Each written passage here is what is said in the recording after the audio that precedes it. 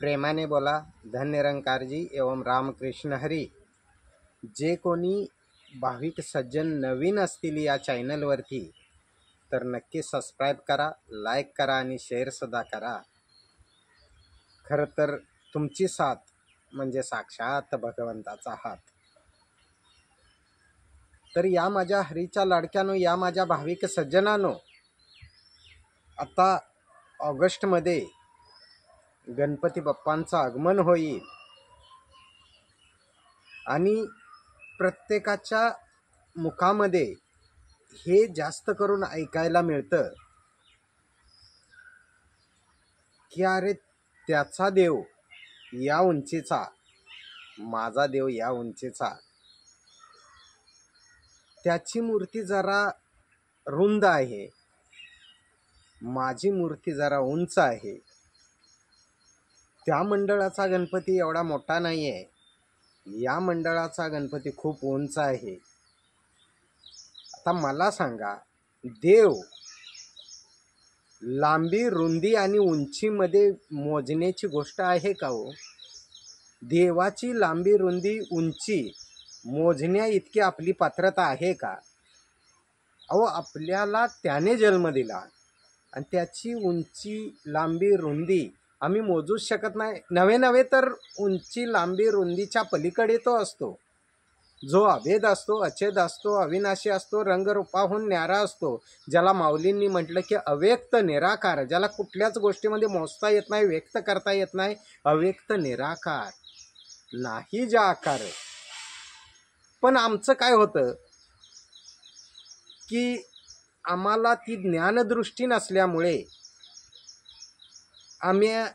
आमच्याकडून अशा वल्गना केल्या जातात की देव या उंचीचा, त्या उंचीचा. अहो, देवाला उंचीच नसते, उंचीच्या पलीकडे तो असतो. उंची, लांबी, रुंदी या सगळ्या गोष्टी ज्या मर्यादेत बसतात ते सगळं दिसणारं नाशिवंत आहे, ते देवानंच बनवले आणि आम्ही देवाची उंची मोजत बसतो. किती मोठा आमचा अज्ञान आहे बघा. खरं तर गणेशजी लोकमान्य टिळकांनी जे बसवले त्याच्या मागं उद्देश होता की समाजकार्य करताना समाजाचं काही देणं घेणं, विचारांची देवाणघेवाण व्हावी, लोक एकत्र यावीत, म्हणून खरं तर टिळकांनी गणेशोत्सव साजरा करायला सुरुवात केली. पण ठीक आहे, आनंद उत्सव आहे, सगळे आम्ही साजरे करतो. पण तुझा त्या उंचीचा, माझ्या मंडळाचा या उंचीचा. अहो, गणपती छोटा किंवा मोठा किंवा उंच किंवा रुंद किंवा लांब किंवा असं काही नसतं, फक्त तो महान असतो. आणि महान असताना हे कुणाला कळतं? जोपर्यंत तुम्हाला आत्मज्ञानानं, आत्मबोधानं, आत्मदर्शनानं, आत्मानुभूतीनं, आत्मसाक्षात्कारानं, आध्यात्मिक सद्गुरूच्या कृपेनं ते ब्रह्मज्ञान समजत नाही आहे, तो गणपती समजत नाही आहे, जो खरं तर संतांनी, मंतांनी, पंतांनी, ग्रंथांनी वेळोवेळी सांगितलेलं आहे की गणाधीश ईश जो सर्व गुणाचा, मुळारंभ आरंभ तो निर्गुणाचा. एका सदग्रस्तांना सहज विचारलं की भाऊ, तुमच्या लग्नामध्ये सुपारीचा गणपती पूजला होता ना? ते म्हटले हो, का नाही, लग्नामध्ये पण पूजलेला, माझ्या लग्नाच्या पूजेमध्ये पण ब्राह्मणांनी तो सुपारीचा गणपती करून पूजलेला. मग त्यांना म्हटलं हा कुणाचा मुलगा? तेच पटकन उत्तर त्यांनी दिलं, शंकर पार्वतीचा मुलगा. मग त्यांना म्हटलं की शंकर पार्वतीच्या लग्नात कोणता गणपती पूजला होता? तेव्हा ते थोडे थांबले आणि म्हटले महाराज, याचं उत्तर नाही मला माहिती. म्हटलं त्याचं उत्तर जाणण्यासाठी आध्यात्मिक गुरुला शरण जा. आता आम्ही गणपती बसवतो 1.5 दिवसाचा, 5 दिवसाचा, 10 दिवसाचा, 11 दिवसाचा, 21 दिवसाचा. हे नेमकं काय आहे? आम्ही कधी चिंतन केलंय का? नेमकं काय आहे, काय हे? तर याच्यामध्ये सिद्ध होतं की जे जे भेटे भूत ते ते मानी जे भगवंत. अहो, हे मनुष्य जीवनाचं प्रतीकच आहे. 1.5 दिवस, 5 दिवस, 10 दिवस, 21 दिवस. आता तुम्ही म्हणणार की हे मनुष्य जीवनाचं प्रतीक कसं असू शकतं? तर तुम्ही जर चिंतन केलं तर लक्षात येईल की एक मूर्तिकार गणपतीची मूर्ती एका कारखान्यामध्ये तयार करत असतो.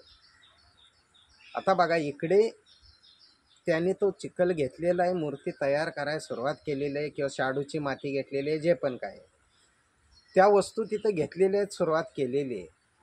आता इकडे आईच्या उदरामध्ये एक गर्भधारणा झालेली आहे, आणि इकडे पण परमात्म्याने, ईश्वराने आपला अंश घडवायला सुरुवात केलेली आहे.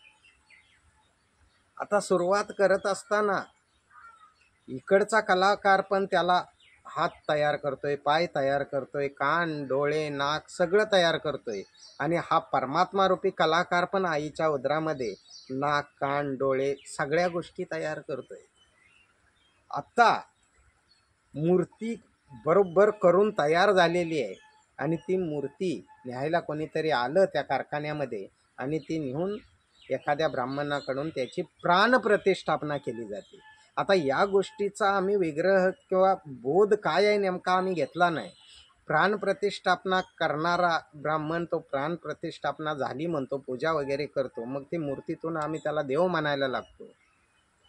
आता इकडे पण आईच्या उदरामध्ये असणारा तो मनुष्य जन्माचा पंचतत्वाचा पुतळा म्हणजे ती मूर्ती तयार झालेली आहे.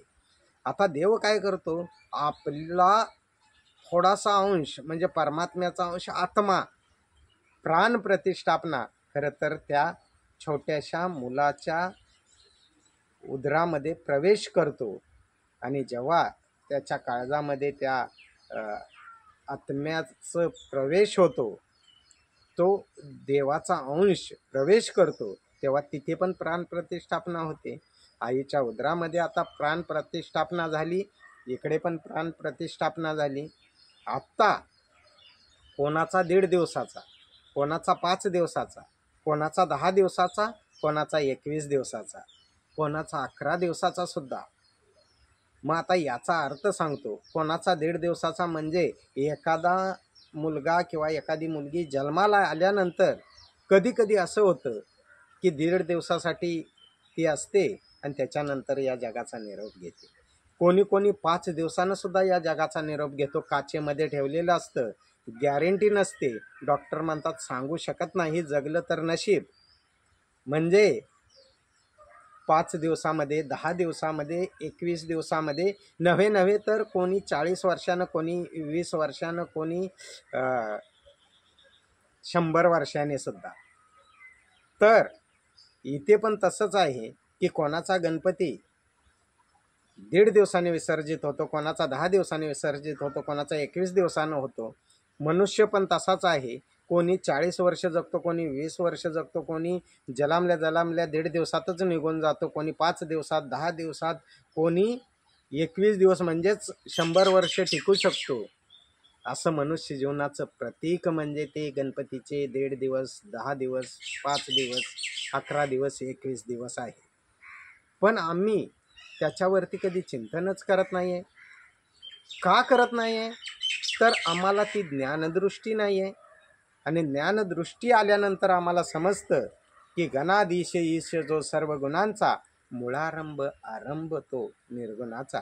आणि ज्या दिवशी तुम्हाला तो ज्ञानबोध होईल, ज्ञानाचं वर्म, ज्ञानाचा इशारा, ज्ञानाची खूण कळेल, त्या दिवशी तुम्हाला सुद्धा नामदेव महाराजांसारखे खरं तर डोळे उघडून खरं तर ते समज येईल की तुझी या सत्तेने वेदांशी बोलणे, सूर्याशी चालणे तुझे या बळे, ऐसा तू समर्थ ब्रह्मांडाचा धनी, वर्मय हे जाणून शरण आलो, मेघाने वर्षावे पर्वती बैसावे, वायूने विचरावे सत्य तुझे, नामा म्हणे काही न हले साचार, प्रभू तू निराधार पांडुरंगा, तुला आधार नाहीये. म्हणून माऊलींनी म्हटलं की हे सगळं समजून घेण्यासाठी म्हणून जाणतेने गुरु भजिजे, तेने कृत्य कार्य होईजे, जैसे मूळ सिंचने सहजे, शाखा पल्लव संतोषेती. म्हणून या माझ्या हरीच्या लाडक्यानो, या माझ्या भाविक सज्जनानो, आज तोच शुभ संदेश संत निरंकारी मिशनच्या सर्वे सर्वा सद्गुरू माता सुदीक्षाजी महाराज अर्थात निरंकारी माताजी देत आहेत. तिथे या, श्रद्धेचा नमस्कार करा. करा आणि खऱ्या अर्थानं तुम्ही त्या गणपतीची ओळख करून घ्या की जो अंगसंग आहे. त्या गणपतीमध्येच आम्ही वावरत आहोत. गणपती म्हणजे काय? गण म्हणजे सुरुवात आणि पती म्हणजे या विश्वाचा मालक. आता या विश्वाचा मालक ज्याने या विश्वाची सुरुवातच केली, ज्याने हे विश्व निर्माण केलं, त्या निर्माणकर्त्याला नको जाणायला, नको पाहायला?